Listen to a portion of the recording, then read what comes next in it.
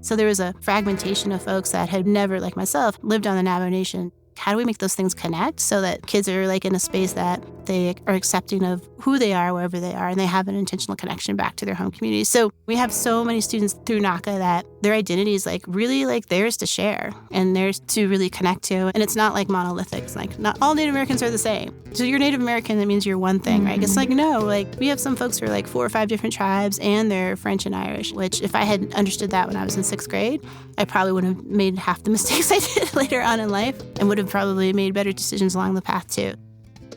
Hi, folks. This is Encounter Culture, a podcast from the New Mexico Department of Cultural Affairs. I'm Charlotte Jusinski. And I'm Stephanie Padilla. This season, we're collaborating with the New Mexico History Museum to bring you the story of Miguel Trujillo and his role in winning voting rights for Native people in New Mexico. If you haven't already, we recommend that you listen to the first 4 episodes of this season and then join us right back here for this conversation. To celebrate this season's collaboration, we'd like to thank you for being part of our listening community at Encounter Culture. Over the past 3 seasons of the show, we've toured New Mexico's exceptional state museums and historic sites. But of course, our favorite way to fully experience everything they have to offer is in person with the New Mexico Culture Pass. Right now, through August 31st, 2023, you can enter to win a package of 4 Culture Passes and a 1-year subscription to El Palacio magazine, all valued at $145 by visiting podcast.nmculture.org/giveaway. Whether you're a local resident or you're visiting us on your travels, Culture Pass is your ticket to each of our 15 museums and historic sites. You must be 18 years or older to apply, and there is no purchase necessary. This opportunity is made possible by the New Mexico Department of Cultural Affairs and the Museum of New Mexico Foundation. Once again, visit podcast.nmculture.org/giveaway and enter to win 4 Culture Passes and a 1-year subscription to El Palacio magazine. Giveaway ends August 31st, 2023.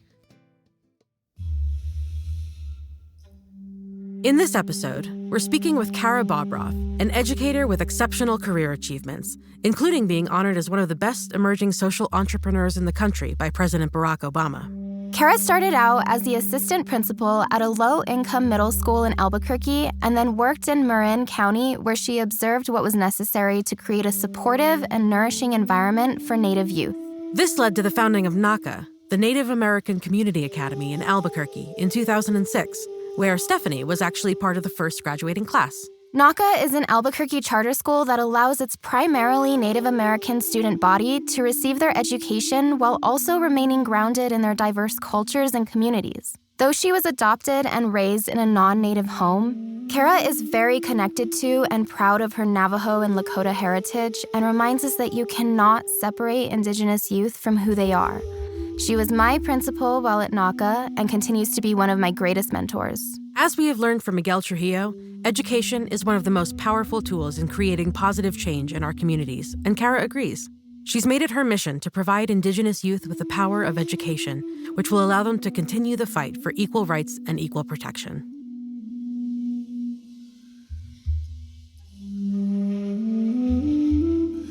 Let me start with my introduction and my language. Yate Kara Bobroff, Yinishe, Ashin Ashli Natani Bashichin.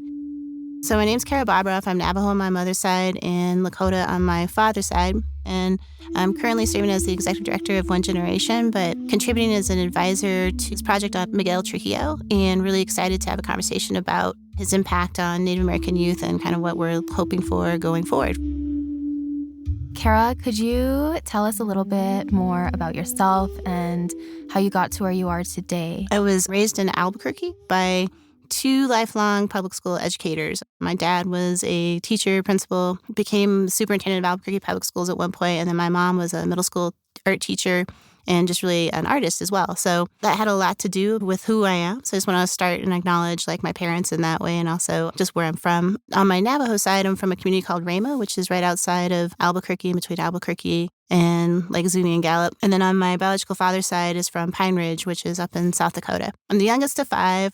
And I have amazing brothers and sisters who all have contributed to our community in a variety of different ways as well. I think the center of like how I was raised is really of being of service to others and also understanding that anything is possible.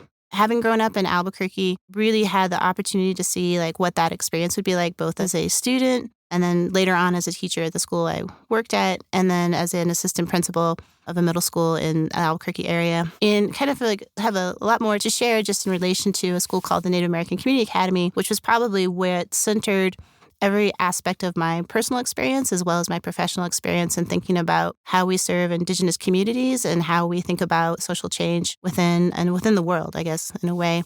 And have spent the past, 17 years engaged in thinking about innovation in Indigenous communities, specifically to education, but also social change. You've done so much, Kara. I've known you for so long, but I feel like every time I sit down with you, I learn all these different things that you've done, and it's really, really cool. I don't think I've ever told you this, but I feel like NACA is probably the reason I ended up going to law school, because NACA really sparked that fire of you can go out and make a difference for your community. You just need the resources and the tools to know how.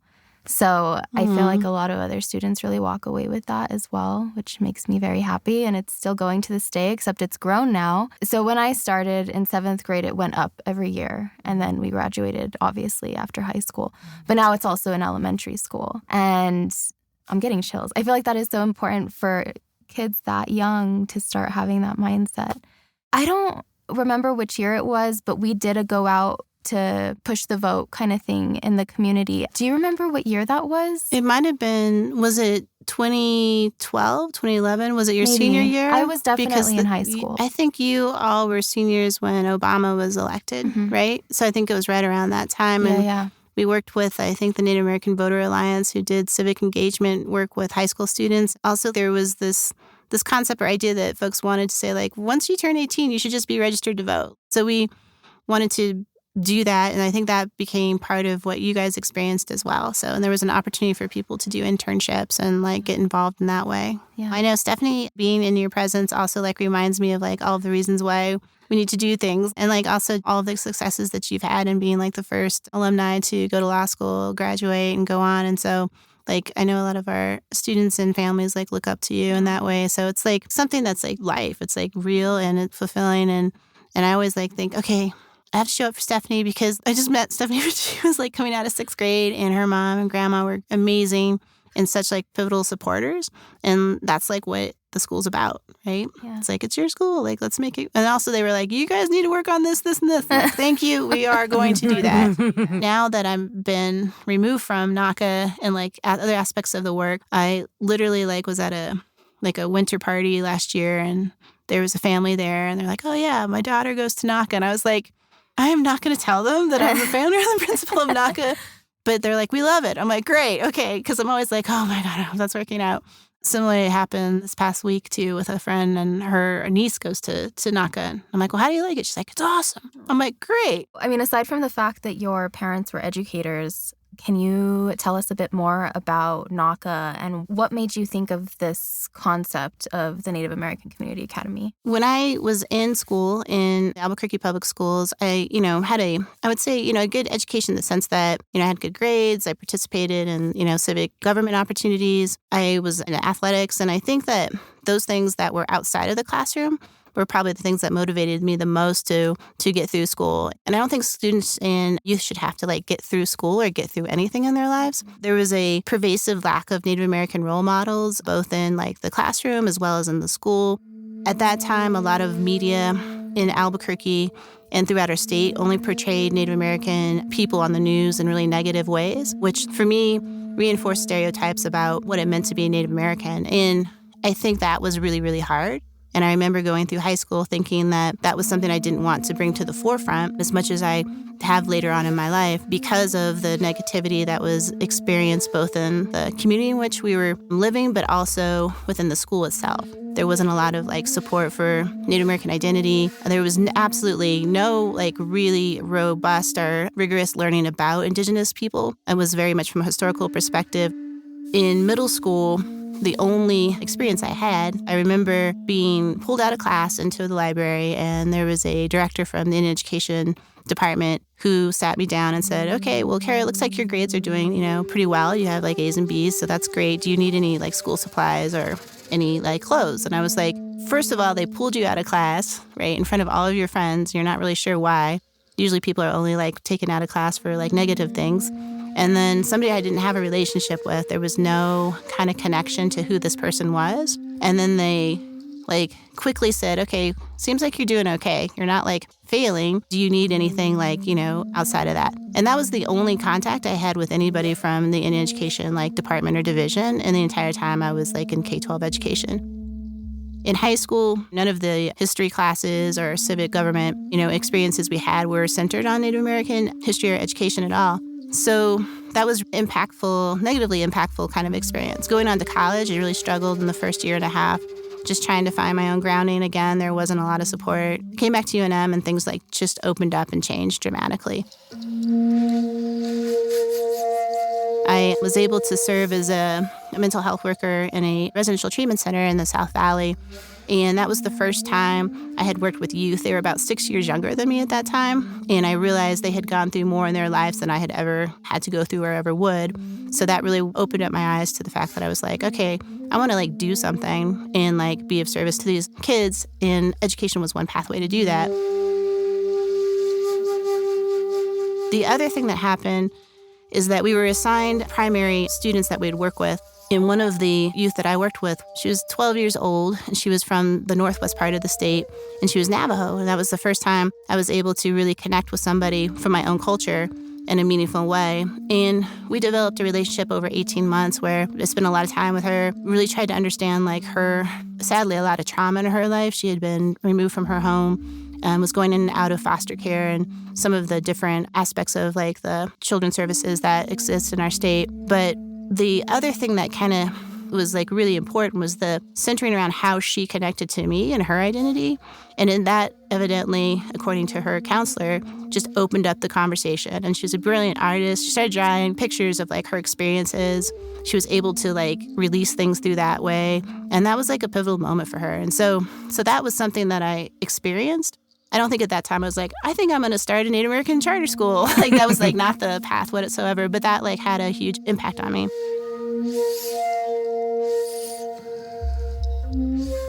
I went on and became a teacher at the school I went to, which was great. And then when we moved to the Bay Area, I worked in a community in Marin County that the quality of education there was so outstanding. They had access to trips to Costa Rica, Washington, D.C. The learning was so engaging. The core curriculum was amazing. The principal was a true, instructional leader. And I was just oh my God, why don't schools like this, exist everywhere in Albuquerque, on the Navajo Nation? I just started thinking about that. If we had the same staff, if we had the same curriculum, if we had the same opportunities, it wasn't a question about whether those kids would go to college. It was what college are they going to go to as early as sixth grader, after a lot of holistic approaches to the children's well-being, a lot of support from different, counselors and outside entities. While I was there, back home in Albuquerque, there was this article that would come out based on this equity council that came together at APS. And there were two advocates, one on health and one on education. And they gave out a bunch of ideas about how to better serve Native American youth because the outcomes were really disproportionate, where they were probably the smallest population with not the greatest results. And that was a big, inequity that was really, really clearly sought after. So one idea was a Native American magnet or charter school.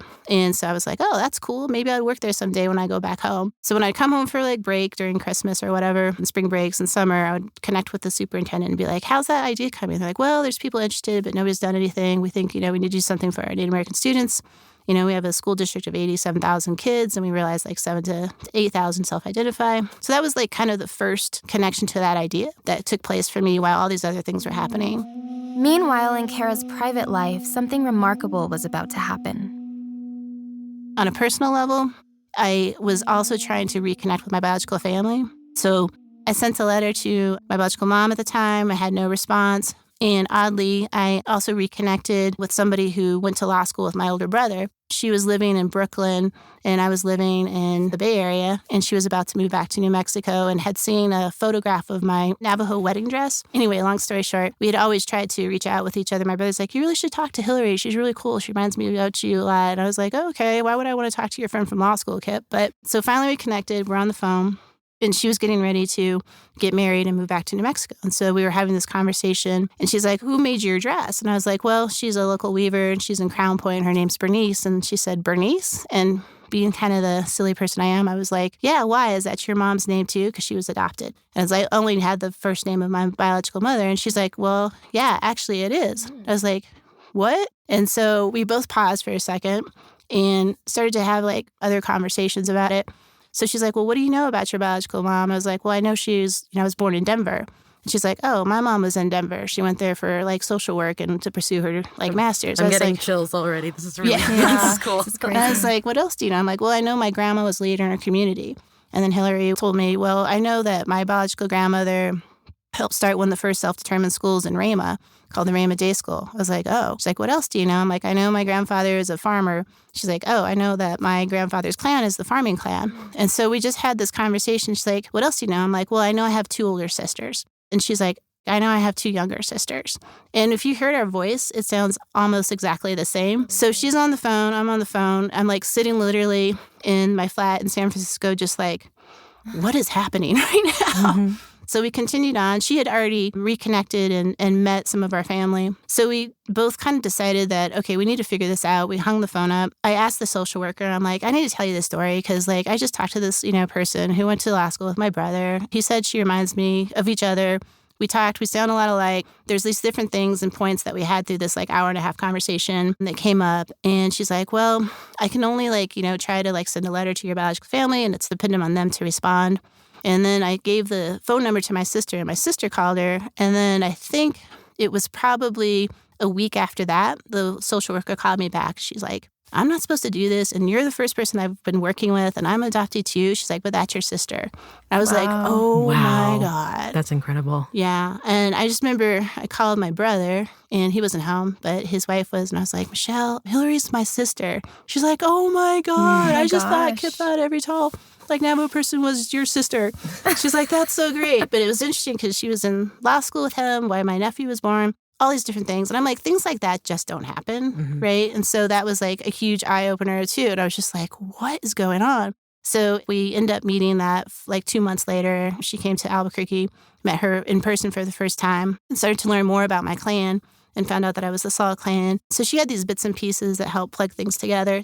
And, we're best friends to this day. And I think that really also shifted kind of how I started to think about the future of what was pulling. And I think from that, there's something that's inside of us, I think, all of us probably, but also I think about Native American youth is that you can't separate them from who they are. And I think schools have historically set out to do that.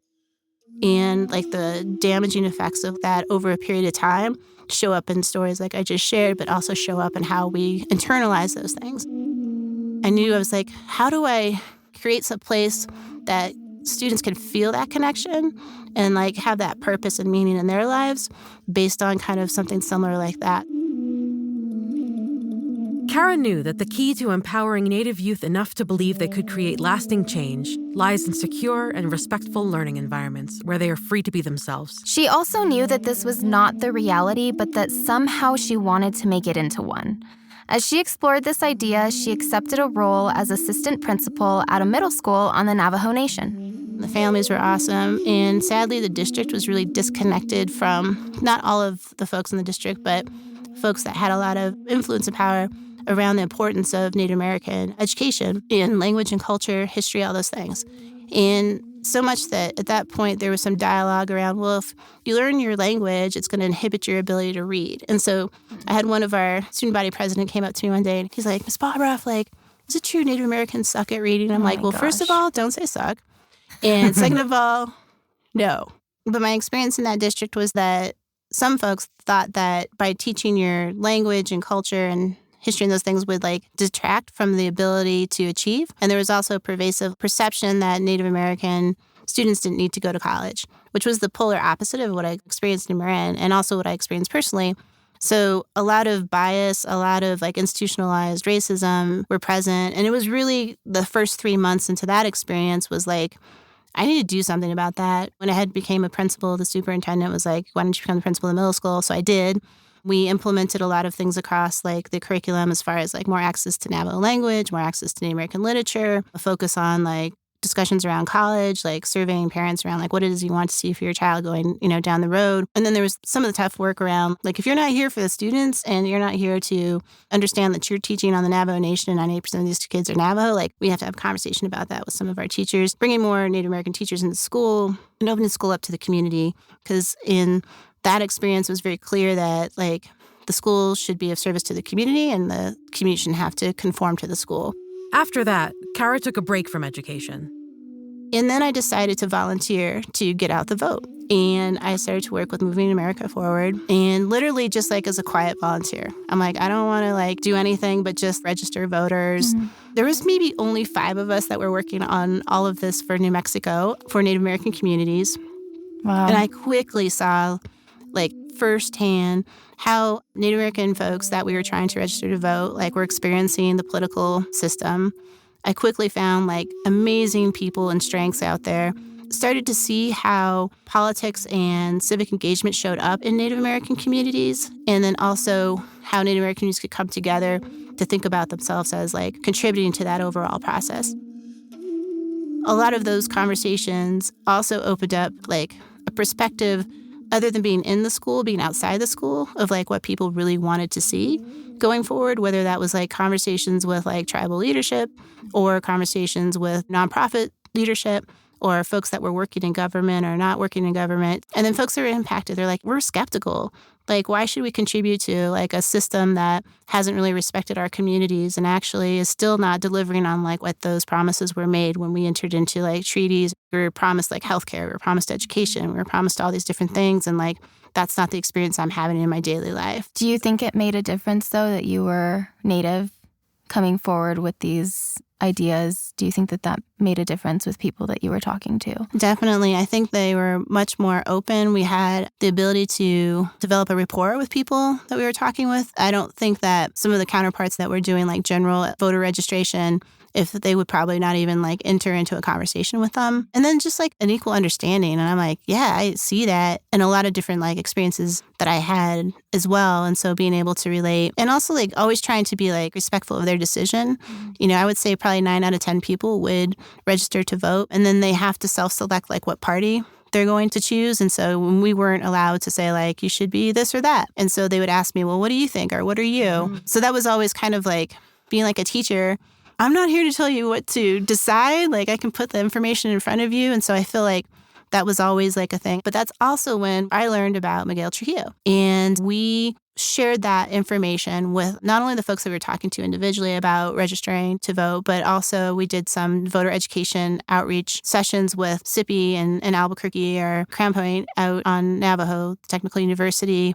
And so that was part of my role too. You know, can you like share that story? And it was like, yeah, absolutely. And so people didn't know. Yeah. They're like, we had no idea. Like that was actually, you know, had taken place in our community. And so that also inspired folks to be like more engaged. There was a second phase of that process once folks were registered to vote. It was like actually getting people to engage in voting. And there was one incident where I was out in Crown Point and there was a group of students there that wanted to vote. So we took a van out, we like loaded them up in the van. And so we all went into the voting precinct, which was about 45 minutes away from where they were, which was kind of interesting. I'm like, here's a higher education agency. Why is this all the way over here by the highway? But did that. And then one of the people we were with like had registered, but the registration didn't process right. So they didn't have like that person was actually eligible to vote. And she's like, no, I did register. This is what, and so we had to like talk about, okay, what do you do in that situation? You have to ask for, you know, an exception to that. You fill this document out, you process that document, you go ahead and submit that. And then after that, everybody was really fired up. They're like, man, they were about to like violate her civil rights. And like, what can we do about that? And it was like, well, it's like knowing that process. And also just seeing like when people have that information, they're more informed and they're more able to speak up and say like, this is what I know to be true. Where that young woman, I don't know what she's doing now, but I imagine that was probably a pivotal moment for her to be able to know like, yeah, I have like the right information. I did do this. I'm not going to second guess myself. And I have all these people here to, you know, help me like move this forward. So I think in that way, it is something that's really important around just like self-advocacy and our own agency. And so whether that's like a single act of like registering to vote, actual voting for like what it is you believe in, and or if it's like a collective movement to say, we're actually going to like make sure our people are being treated the way that they should be and like the system's actually working for everybody.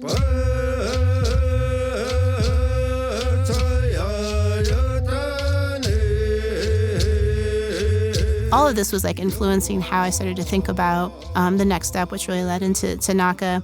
There was one funny story. I was at a feast day in Taos, and I had my clipboard, and I'm like on it, and I'm like trying to be the overachiever self I am sometimes, and I'm like going out. So I went over to the food area and everybody was like, oh, hey, come on over, sit down. Like, can we get you anything? And I was like, why is everybody being so nice to me? I was like, I'm okay. Like, I guess I'll, get some water or something. I'm like, we're here trying to like get folks to register to vote. And they're like, oh, we thought you were from the health department.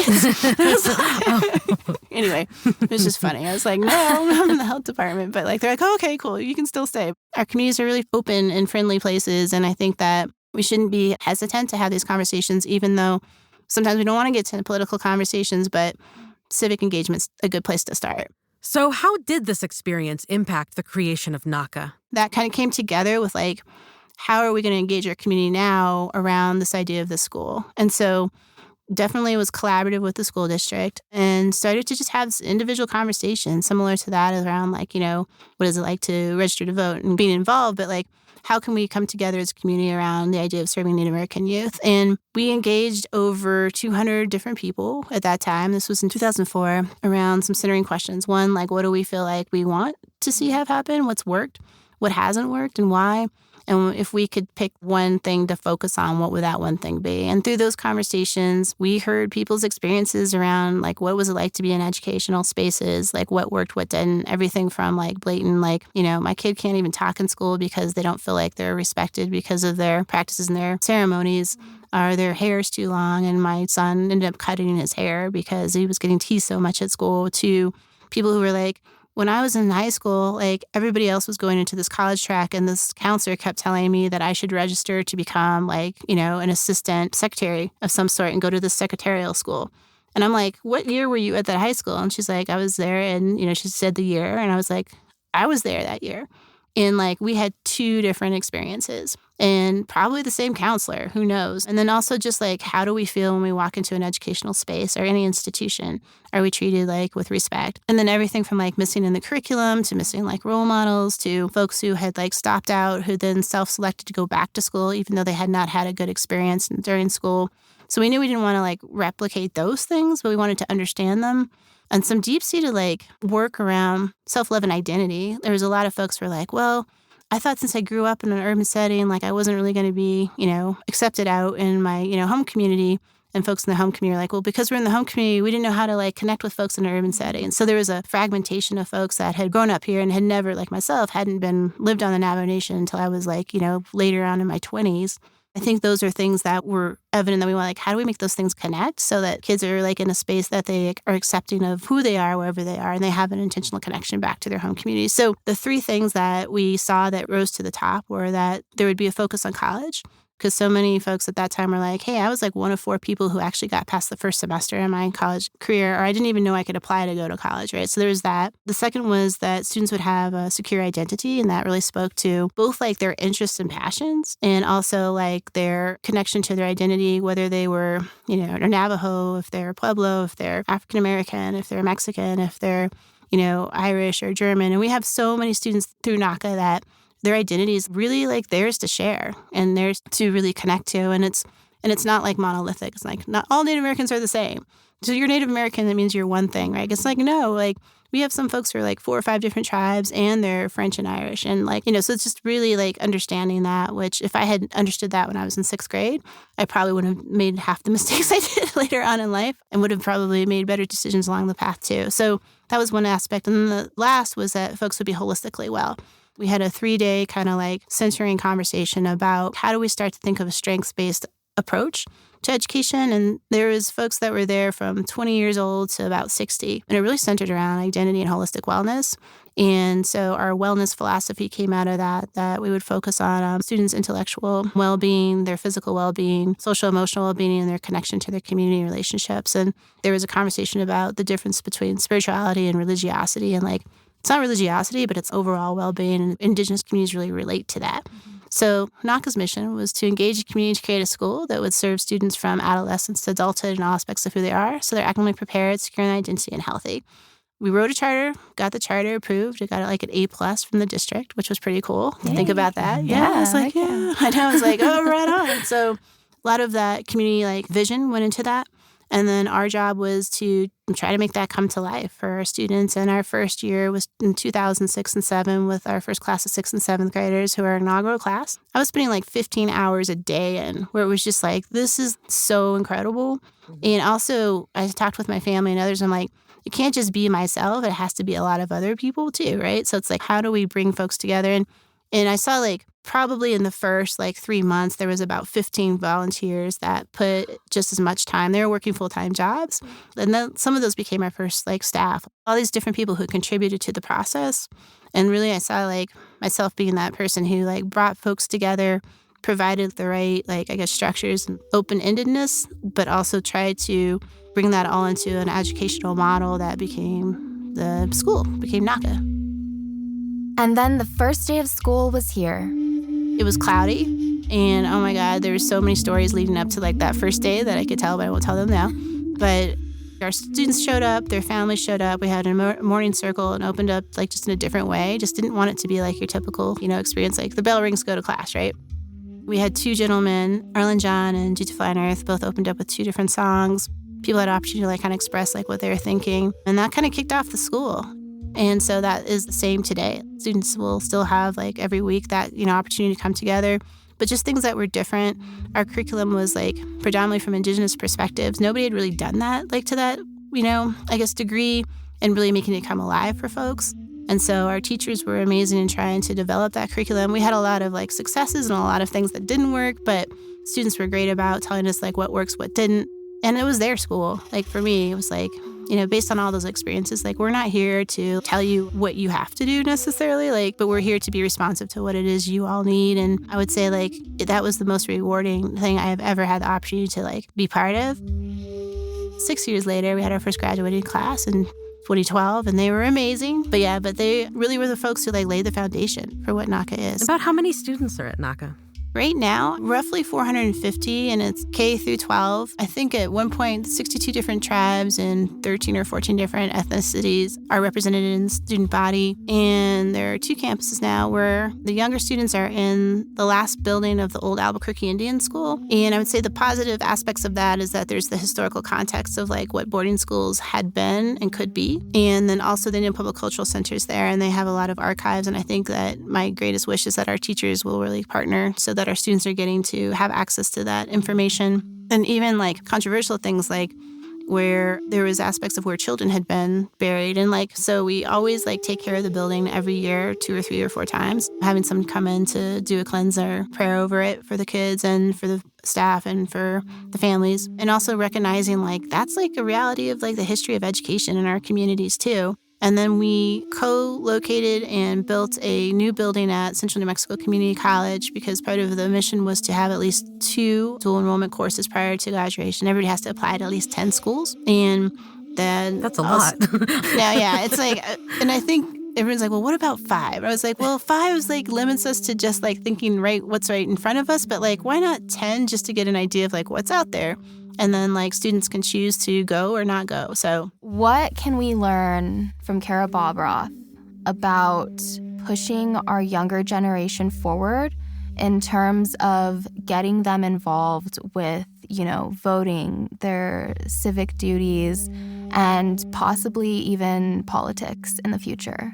I think role models like Deb Haaland, right, who's like, our Secretary of Interior and also, Congresswoman help. And she's just like one example, right? There's others for sure in all different levels of office. And also public service you don't necessarily have to be an elected official. You can do that in a lot of different ways. Being a political appointee, giving your time in that way. Part of it is like getting involved in voting and being part of that process.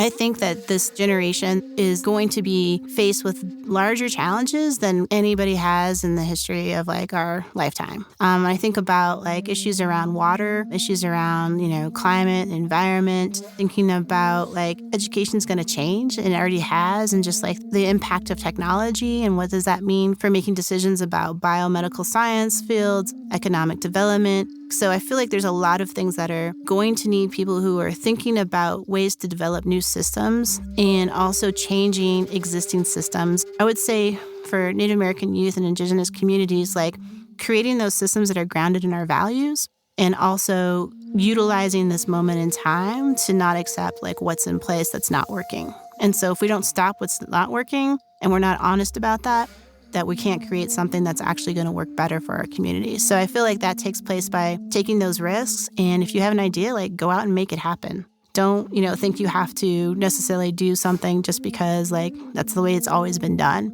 Ask really good questions, get informed on things that you care about, speak out where you need to, but then also follow that up with like really good knowledge and action and be informed about things. When I think about like kids that are in elementary school right now, their kids in them may have this like question in front of them, like, do I want to extend my life through like, biomedical sciences? Like, that's not something that I'm going to have to make a decision about. What are the implications for things like that? There's some really positive things about like health and wellness that we're going to see have happen through different technologies. And there's going to be some things that are going to be like ethically, controversial. And we're going to need our youth to be able to make those decisions.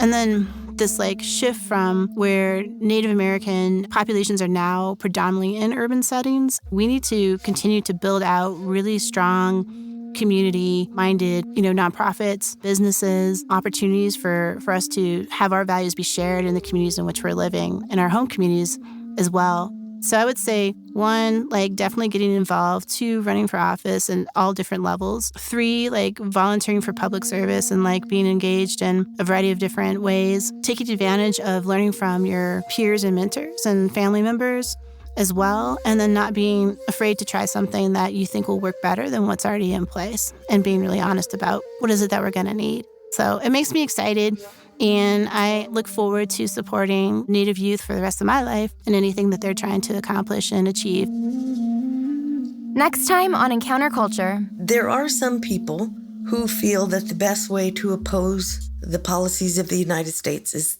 to oppose the United States. I'm not one of those people. I believe, that Native Americans have triple citizenship. We learn in political science that Americans have dual citizenship. We're a citizen of our state and a citizen of the federal government. Well, Native Americans are citizens of their tribal government. For me, that's Comanche Nation, and the state of New Mexico, and the United States. Encounter Culture is a production of the New Mexico Department of Cultural Affairs. This season was produced in collaboration with the New Mexico History Museum with a grant from the National Endowment for the Humanities. We are especially grateful to the family of Miguel and Rishonda Trujillo and to the Indian Pueblo Cultural Center. Our show's producer is Andrea Klunder at the Creative Imposter Studios. Season 4 is produced and edited by Alex Riegler, Monica Brain, and Andrea Klunder. Our recording engineer is Cabby at Cabby Sound Studios in Santa Fe. Post-production audio by Edwin R. Ruiz. Show notes by Lisa Witter and social media design by Caitlin Sunderland. Our executive producer is Daniel Zillman. Thank you to New Mexico artist El Brujo de Santi Nava for our theme music, and to Clark Tinakongva, Gary Stroutzos, and Matthew Nelson for the incredible Hopi music featured throughout all 6 episodes of this season. Their new album is set to release in August 2023 and will be available for purchase on Bandcamp and at ongtupqa.com. We've included the links for you in the show notes. For a full transcript and show notes, visit podcast.nmculture.org or click the link in the episode description in your listening app. I'm your host, Charlotte Jusinski. And I'm your co-host, Stephanie Padilla. The New Mexico Department of Cultural Affairs is your hub for the state's exceptional museums, historic sites, and cultural institutions. From native treasures to space exploration, world-class folk art to awesome dinosaurs, we celebrate the essence of New Mexico every day. Remember to head to podcast.nmculture.org/giveaway to enter to win 4 culture passes and a subscription to El Palacio. Enter before August 31st, 2023. Thanks for listening.